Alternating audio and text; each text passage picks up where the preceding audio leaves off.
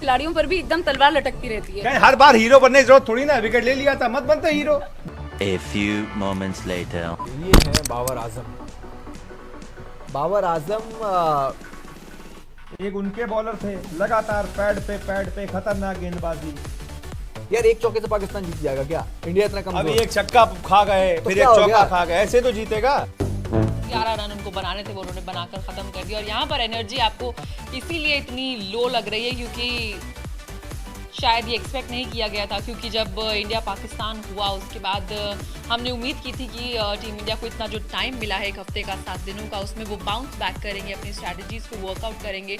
लेकिन मुझे लगता है थोड़ा ज़्यादा ही कुछ स्ट्रैटेजी बना ली गई और कुछ ज़्यादा ही चीज़ें कर दी गई और उसका रिजल्ट क्या आया। आप किसको स्ट्रैटेजी थी या बहुत ज़्यादा हो गई? नहीं, आप किसको स्ट्रैटेजी नहीं मतलब ईशान और एग्जैक्टली स्ट्रैटेजी नहीं, मतलब आपने जो भी सोचा, जो भी आपके आइडियाज थे, कुछ भी काम नहीं किया ना। और जो हमने मिड इनिंग्स में बात भी की थी कि आपने एक ईशान किशन को एडजस्ट किया, ठीक है आपने उनको ओपन करवाया, लेकिन आपने रोहित शर्मा को हटा दिया।